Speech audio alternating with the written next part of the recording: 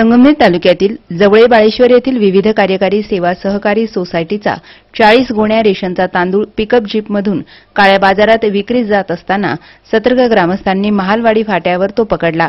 या प्रकरणी घारगाव पोलीस ठाण्यात माजी पंचायत समिती सदस्यासह एका जणाविरोधात गुन्हा दाखल करण्यात आला आहे, तर त्याला अटकही करण्यात आली आहे।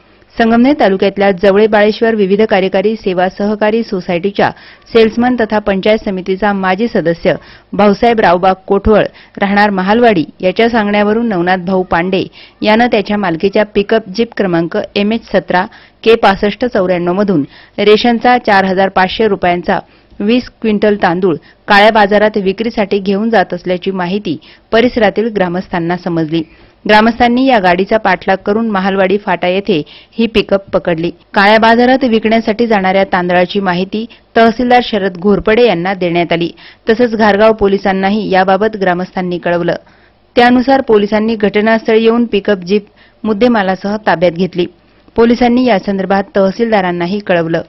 तहसीलदारांनी पुरवठा अधिकारी अर्जुन सानप यांना सदर प्रकरणाची चौकशी करण्याचे आदेश दिले। त्यानुसार पुरवठा अधिकाऱ्यांनी जवळे बाळेश्वर येथे जाऊन कोठवळ याच्याकडे दप्तराची मागणी केली, मात्र दप्तर देण्यास कोठवळ यानं नकार दिला। त्यानंतर सानप यांनी तहसीलदारांना कोठवळ चौकशीला प्रतिसाद देत नसल्याचं सांगितलं। तहसीलदारांनी कायदेशीर कारवाई करण्याचे आदेश देताच कोठवळ यांनी दप्तर काढून दिलं, तर हा तांदूळ काळ्या बाजारात विक्रीसाठी जात असल्याची खात्री पटल्यानंतर ही कारवाई करण्यात आली। सी मूव्हीज अँड न्यूजसाठी प्रतिनिधी बाबासाहेब कडू, संगमनेर।